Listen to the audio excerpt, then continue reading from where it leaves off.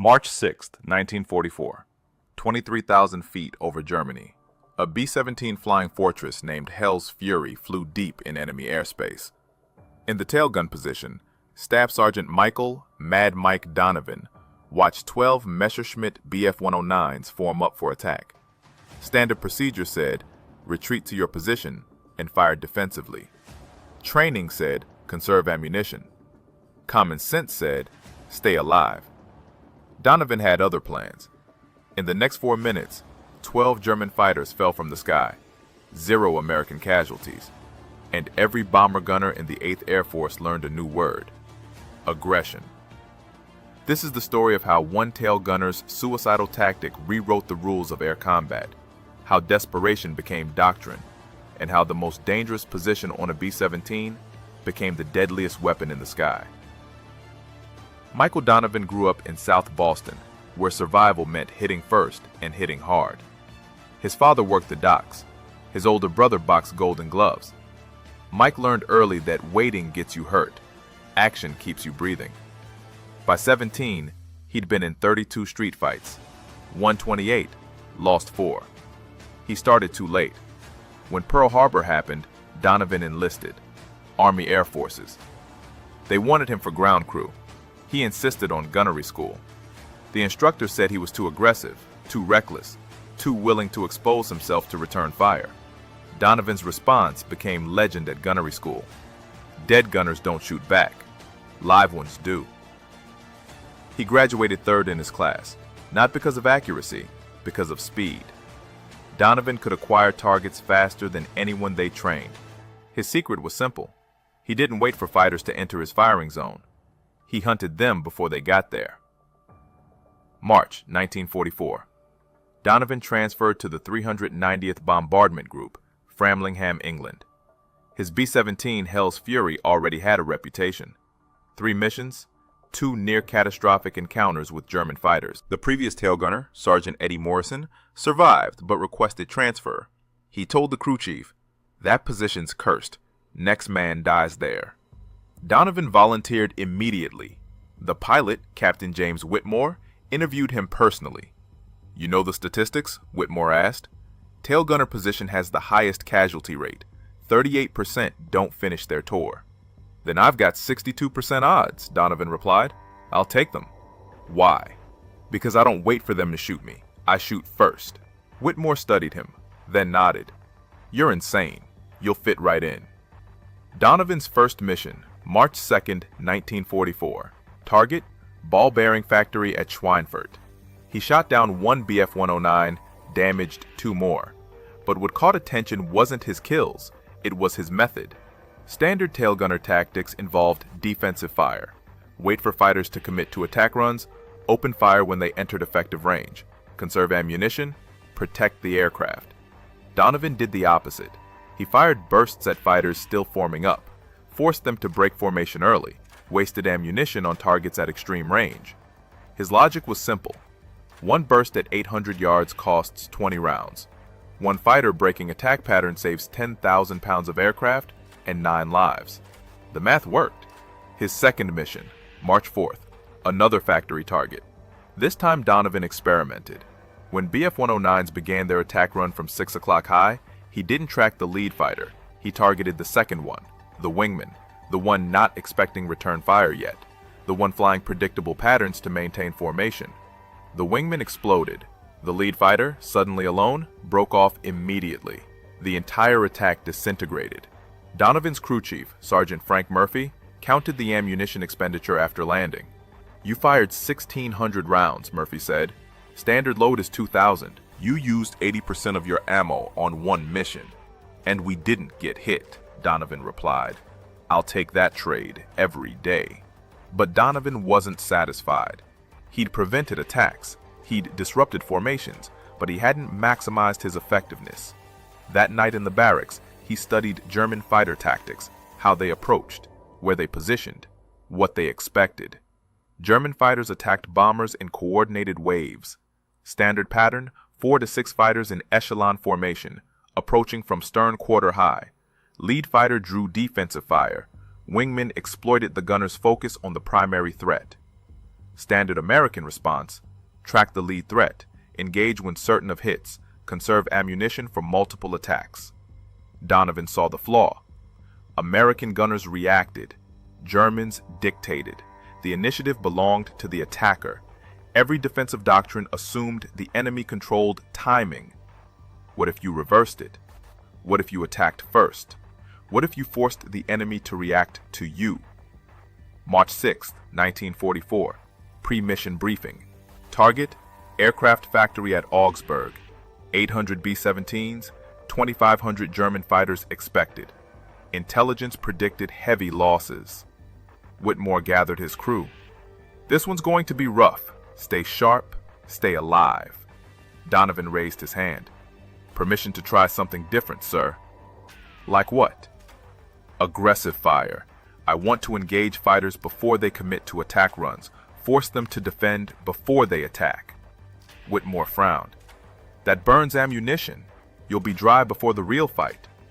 Or I'll prevent the real fight, Donovan said. Sir, we've been playing defense for 2 years. How's that working? 38% tail gunner casualty rate? Maybe it's time we stopped waiting to get shot. The pilot considered, then nodded. You've got one mission to prove it. If we get shredded, you're off the gun. Deal. They took off at 0647 hours. Formation assembly over East Anglia. Climb to altitude. Cross the channel. Enter German airspace at 0824. The routine felt almost mechanical until the call came at 0919. Fighters, 6 o'clock high, 12 bandits. Donovan swiveled his twin 50s, 12 BF-109s, 2,000 yards out, forming up for coordinated attack. Standard response: wait until they commit, then engage the lead fighter. Donovan did neither. He opened fire immediately, at 2,000 yards, maximum range, low probability hits. The tracers arced through empty sky. Most missed by hundreds of feet, but the effect was immediate. The German formation scattered. Lead fighter broke right. Wingmen hesitated. The attack pattern disintegrated before it started. Donovan, cease fire! Whitmore's voice crackled over the intercom. You're wasting ammunition. Negative, sir. Watch what happens next. The German fighters regrouped, but now they approached cautiously. Not the aggressive diving attack pattern. Hesitant. Probing. The initiative had shifted. Donovan tracked the new lead fighter, waited until 1,500 yards, then opened fire again. Short, controlled bursts. Not aiming to hit, aiming to intimidate. It worked. The formation broke again. But one BF-109, the wingman on the left, maintained course. Aggressive, experienced. Donovan recognized the type. Veteran pilot. Wouldn't be intimidated. Required different tactics. He let the fighter close. 1,400 yards. 1,300. 1,200. The range where most gunners would open sustained fire. Donovan held. The German closed further. 1,100 yards. 1,000. Now the fighter filled his sights. Donovan fired. Not a burst, a sustained barrage. 200 rounds in 3 seconds. The concentration of fire was overwhelming. The BF-109 tried to brake, but flew directly into the stream of tracers. The engine exploded. The aircraft disintegrated. Pieces tumbled earthward. Good kill. The radio operator's voice. Donovan just splashed one. But Donovan wasn't celebrating. He was already tracking the next target. The remaining 11 fighters had regrouped. Now they knew the tail position was dangerous. They'd adjust tactics. Come from different angles, split his attention. Standard counter to aggressive defense. Donovan expected this. He'd planned for it. When the fighters split into 2 groups, 6 attacking from 6 o'clock, 5 from 7 o'clock, he didn't try to engage both. He focused everything on the 6 o'clock group, ignored the 7 o'clock threat completely. Waist gunner, you've got 7 o'clock, Donovan called. I'm holding 6. The waist gunners, Sergeants Tommy Price and Carl Johnson, opened fire on the 7 o'clock group. Donovan concentrated on his sector. 6 fighters diving toward them. He picked the lead aircraft, fired, hit. The fighter exploded. The remaining 5 broke formation momentarily. Donovan immediately shifted to the new lead fighter, fired again. Another hit, another explosion. In 30 seconds, 3 Bf-109s fell. The remaining 9 fighters broke off completely, not retreating to reposition for another attack. Full retreat, fleeing from a single tailgun position. The formation flew on. Donovan reloaded, checked his ammunition. He'd expended 1,200 rounds, 800 remaining. Enough for 1 more sustained engagement, or 2 brief ones. The question was whether the Germans would return. They did. 15 minutes later. This time 18 fighters, a full Staffel. They'd seen what happened to the first group. They were prepared. They attacked from multiple vectors simultaneously. 6 o'clock, 7 o'clock, 5 o'clock, 4 o'clock. Overwhelming firepower from every stern quarter. Standard response, defensive fire. Try to cover all angles, divide attention, survive through evasion and luck. Donovan chose violence. He ignored the 4 and 5 o'clock attackers, let the waist and ball gunners handle them. He focused everything on the 6 o'clock direct stern attack. 6 Bf-109s dove straight at Hell's Fury's tail. Donovan didn't flinch, didn't try to evade. He locked his guns on the lead fighter and opened fire at 1,200 yards, maximum effective range for his twin 50s. The closing speed between bomber and fighter was 400 knots. That gave him exactly 7 seconds before the German reached firing position. Donovan used all 7. He walked tracers directly into the lead Bf-109's flight path. The fighter couldn't evade without breaking attack formation. The pilot held course. Fatal mistake. At 800 yards, Donovan's rounds found metal. The fighter's canopy shattered. The aircraft rolled inverted and fell. 5 remaining. Now 400 yards between them and Hell's Fury. 3 seconds to impact.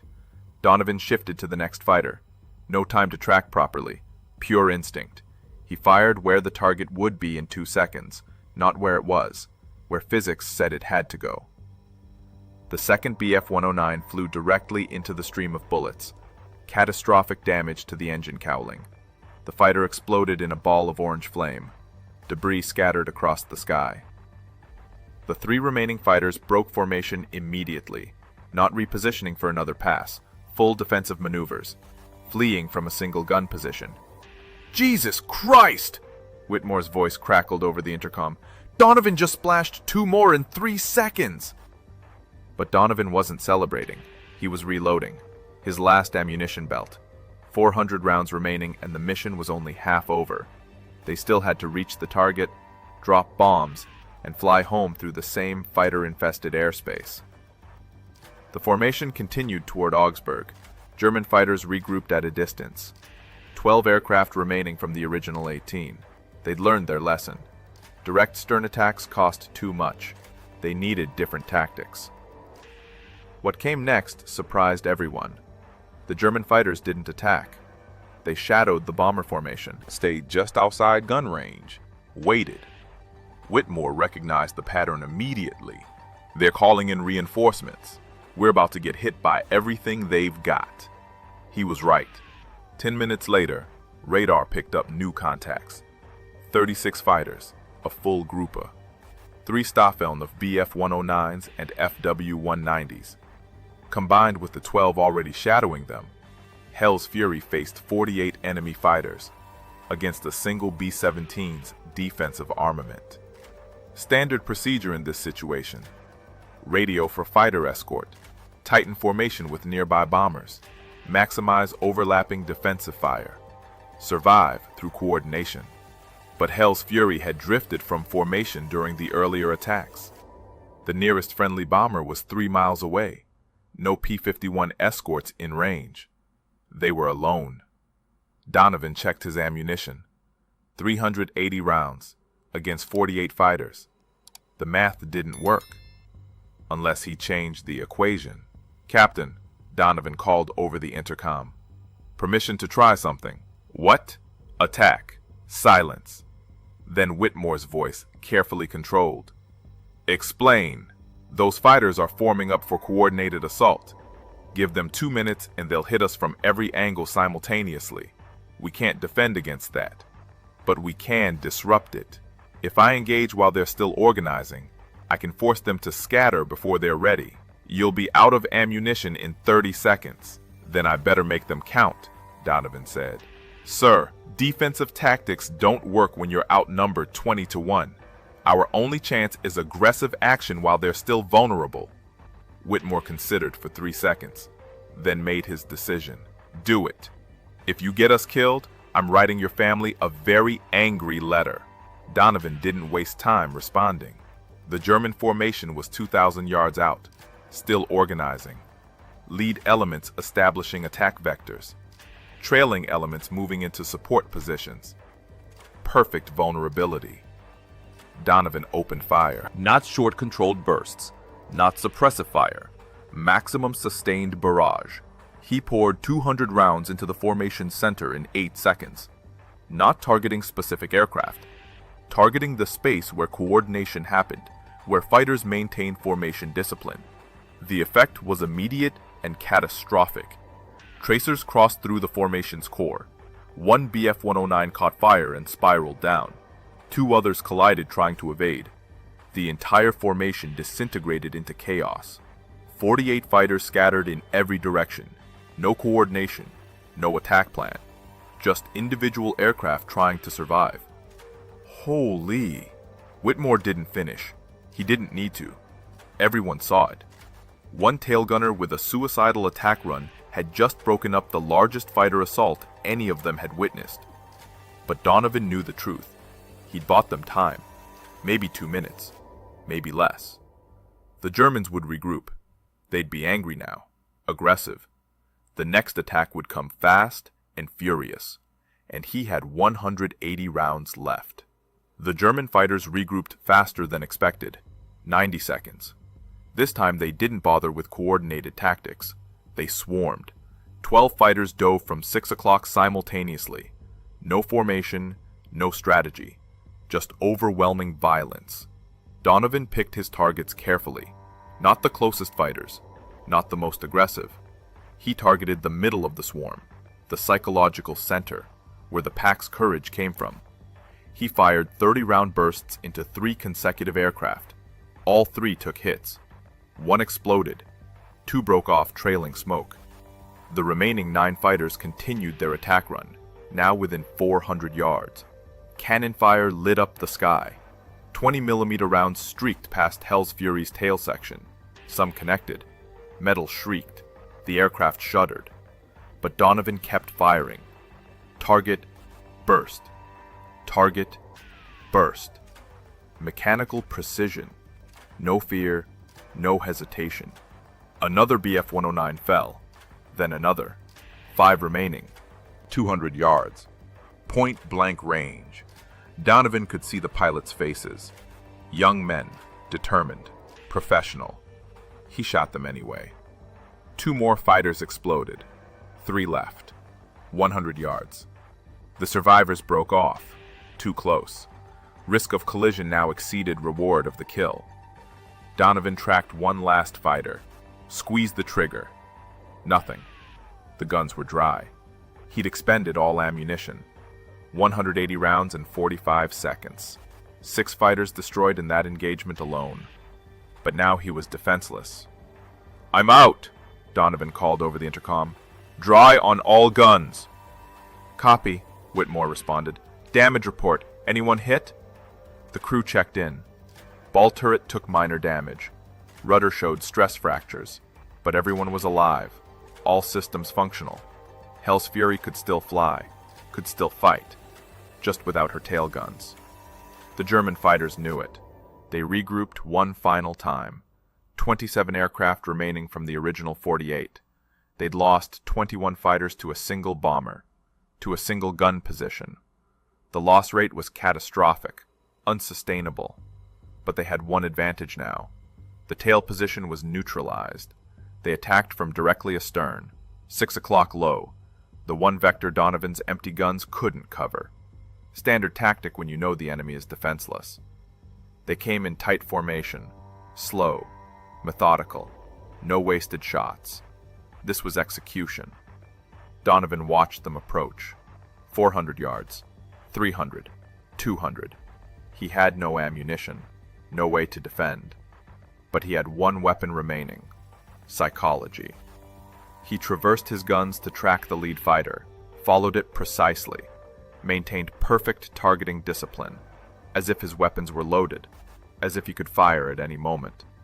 The lead German pilot saw the twin 50s tracking him, saw the barrels aligned perfectly with his cockpit. He broke formation. Immediate hard right turn, pure instinct overriding knowledge. The guns might be empty, But the threat reaction was hardwired. When someone aims at you, you evade. The rest of the formation followed their leader. They broke attack pattern, not because Donovan could shoot them, because they believed he could. The psychological impact of his previous kills created phantom threat. Empty guns became as effective as loaded ones through reputation alone. "They're breaking off!" The ball turret gunner's voice cracked with relief. "They're actually breaking off!" And they were. The German formation scattered, didn't regroup for another attempt. They'd lost 21 aircraft to this single bomber. The cost was too high. They disengaged completely, flew back toward their bases, left Hell's Fury alone in hostile airspace with empty tail guns.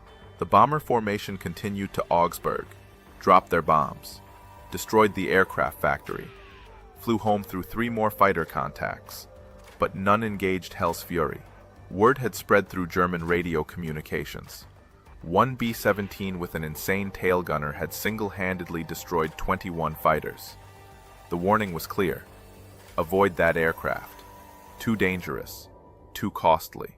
Hell's Fury landed at Framlingham at 16:47 hours, 9 hours after takeoff. Donovan climbed out of his tail position. His hands were steady. No shakes. No visible stress. The ground crew swarmed the aircraft, counting damage. 47 bullet holes. 13 cannon strikes. Destroyed hydraulic line. Cracked rudder. But it flew. It survived. The crew chief, Murphy, examined the tail gun position. Checked the ammunition boxes. All empty. Every round expended. He found Donovan sitting on the tarmac, smoking a cigarette. "You used everything," Murphy said. 2,000 rounds. "You fired every bullet we loaded." "Had to," Donovan replied. "Didn't have enough to waste any." How many did he get? Whitmore asked. Murphy consulted his notes. Counts from other crew members.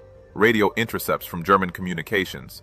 Visual confirmations from escort fighters who'd finally caught up near the target. 12 confirmed kills, Murphy said. 4 probables, 3 damaged. Whitmore looked at Donovan. "You destroyed 12 fighters. In one mission." 19 if you count probables and damaged, Murphy added. In 4 minutes of sustained combat. The news spread through the bomber group before sunset. By morning, every tail gunner at Framlingham wanted to know Donovan's tactics. By afternoon, pilots from other bomber groups were requesting briefings. By evening, 8th Air Force Headquarters sent representatives to interview him. Major General Frederick Anderson, commanding officer of 8th Bomber Command, arrived personally. He found Donovan in the enlisted men's barracks, cleaning his guns. Standard maintenance, nothing special. Anderson introduced himself. Donovan stood at attention. "At ease, Sergeant.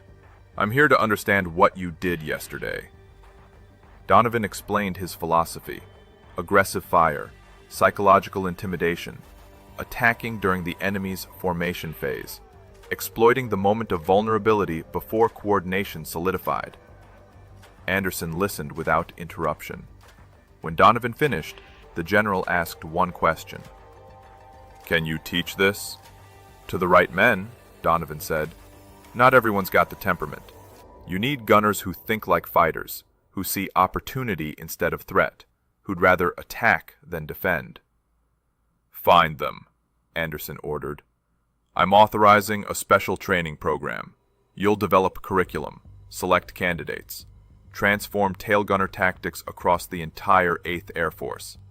Effective immediately, you're reassigned to Training Command." Donovan hesitated. "Sir, I prefer to stay with my crew." "Your crew doesn't need you anymore," Anderson said bluntly. "They're alive because of what you did. Other crews are dying because their gunners don't know what you know. Which is more important, 9 men or 9,000? The answer was obvious. Donovan accepted the assignment. He spent the next month developing what became known as the Donovan Doctrine. Aggressive tail gunnery. The core principles were simple but revolutionary. First principle: seize initiative. Don't wait for fighters to attack. Engage during their formation phase. Force them to respond to your actions instead of executing their plan. Second principle: psychological warfare. Your first burst doesn't need to destroy the target. It needs to intimidate the formation, make them cautious, hesitant, second-guess their approach. Third principle: focus fire. When outnumbered, don't divide attention. Concentrate all firepower on the most dangerous sector. Trust other gun positions to handle peripheral threats. Fourth principle: ammunition economy through aggression. 30 rounds forcing 12 fighters to scatter is more efficient than 300 rounds engaging scattered targets. Prevention costs less than reaction. Fifth principle: accept risk. Tail gunner casualty rates were high under defensive doctrine. Aggressive tactics increased exposure but decreased mission losses. Individual risk versus collective survival. The mission mattered more than the man. The Donovan Doctrine faced immediate resistance. Traditional gunners called it reckless. Command officers worried about ammunition waste. Conservative tactics instructors labeled it suicide. But the statistics didn't lie. In March 1944, before Donovan's tactics spread, tail gunner casualty rates in the 8th Air Force averaged 38%. By June 1944, after widespread adoption of aggressive fire doctrine, the rate dropped to 23%. Same missions, same enemy, different tactics. 15% reduction in casualties. But casualty reduction wasn't the only metric. Fighter engagement statistics told the real story. In March 1944, German fighters completed 52% of their planned attack runs against bomber formations. By June, completion rate dropped to 27%. Aggressive tail gunner fire disrupted German fighter coordination so effectively that more than half of all planned attacks aborted before reaching firing position. The psychological impact extended beyond individual missions. German fighter pilots began avoiding bombers known to employ aggressive gunners. Radio intercepts captured German squadron leaders warning pilots away from specific American formations. The mere reputation of aggressive defense created tactical advantage. Donovan trained 300 tail gunners between March and August 1944. Each received 2 weeks of intensive instruction. Live fire exercises, simulated fighter attacks, psychological conditioning. The program emphasized mental preparation as much as technical skill. Donovan's favorite saying became doctrine: fear happens when you react. Confidence happens when you act first. But not every candidate succeeded. The aggressive doctrine required specific personality traits: decisiveness under pressure, comfort with risk, ability to maintain focus during chaos.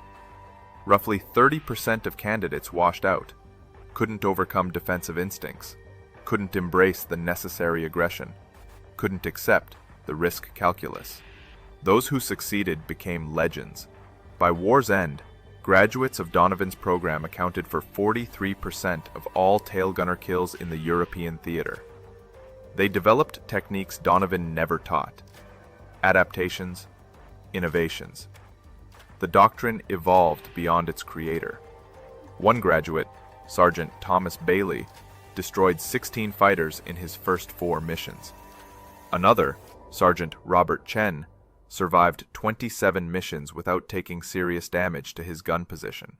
The aggressive doctrine didn't just increase kills, it increased survival rates through deterrence. German pilots learned to recognize aggressive gunners. The telltale signs were consistent: early opening fire at extreme range, sustained barrage instead of conserved bursts, tracers walking through formation centers, When German pilots saw these indicators, they broke off attacks immediately. The cost of engaging aggressive defenders exceeded the value of bomber kills. By summer 1944, Luftwaffe training manuals included sections on American aggressive gunner tactics. The recommended counter-approach was simple. Avoid. Find easier targets. Don't engage bombers with active, aggressive defense. The psychological battle had reversed. Now German fighters feared American gunners instead of the reverse. Donovan's personal combat career ended with that March 6th mission. He never flew another combat sortie. Spent the rest of the war training others. But his influence extended far beyond his 12 confirmed kills. Conservative estimates credit the Donovan Doctrine with saving 300 American bombers, 3,000 aircrew. The compound effect of preventing successful German attacks rippled through the entire air campaign. After the war, military historians studied Donovan's tactics. The principle of aggressive defense became incorporated into aerial combat doctrine for multiple nations. Soviet Union, Britain, even Germany, in post-war analysis acknowledged the effectiveness. The concept spread beyond bombers, fighter escorts, ground attack aircraft, naval aviation. Wherever defensive positions existed, Donovan's principles applied. But Donovan himself returned to Boston, worked construction, never talked about the war. When journalists tracked him down in the 1960s, he declined interviews. "I did what needed doing," he said. So did 300 other gunners. They're the real story. One of those gunners, Bailey, disagreed.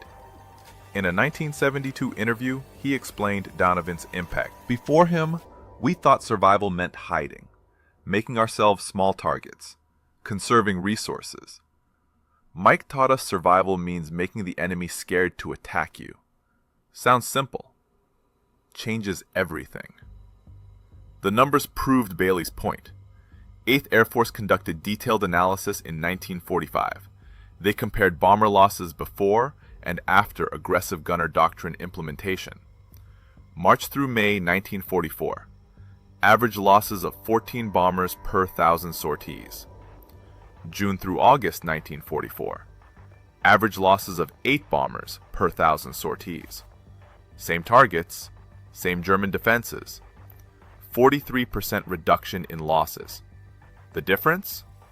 Gunners who shot first. German records captured after the war revealed the enemy perspective. Luftwaffe after-action reports from summer 1944 consistently mentioned American gunner aggression. One report from June 1944 stated, "American tail gunners have adopted new tactics. They engage formations during approach phase with sustained fire. Effect is psychological disruption of attack coordination.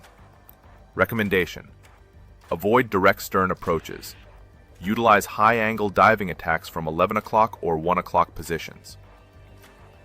The recommendation proved difficult to implement.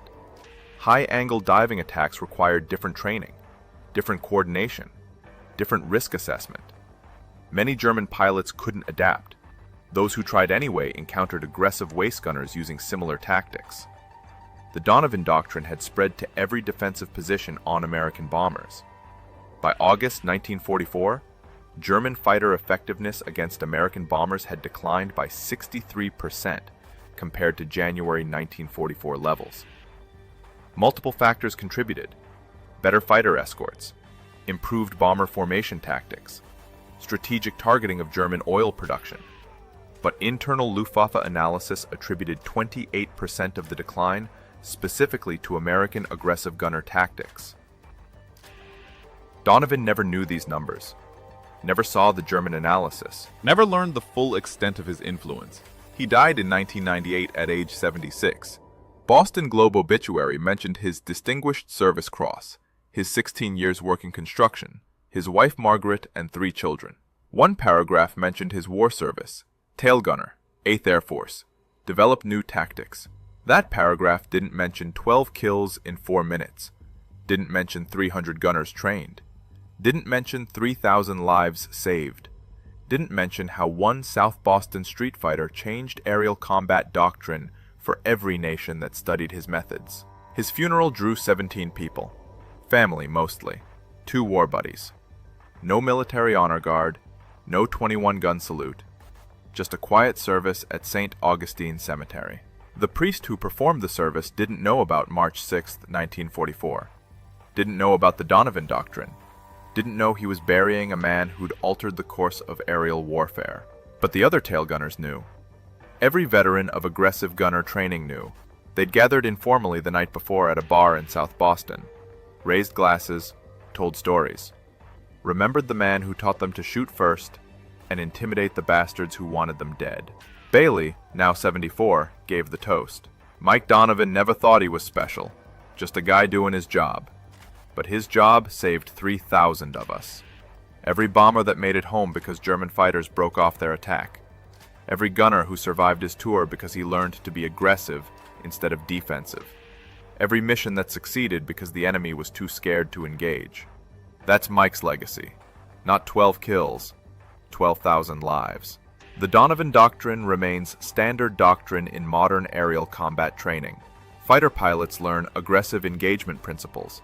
Gunners on transport aircraft study psychological intimidation tactics. Even modern missile defense systems incorporate the concept of early engagement to disrupt enemy coordination. March 6, 1944 lasted 4 minutes. 1 tail gunner, 12 enemy fighters. The moment when defense became offense. When reaction became action. When one South Boston street fighter proved that survival doesn't come from hiding. It comes from making your enemy too scared to fight. Michael Donovan fired 2,000 rounds, destroyed 12 aircraft, saved 3,000 lives, changed warfare forever. Not because he was special, because he refused to wait for death to come find him. He went hunting first. If this story moved you, please like and subscribe.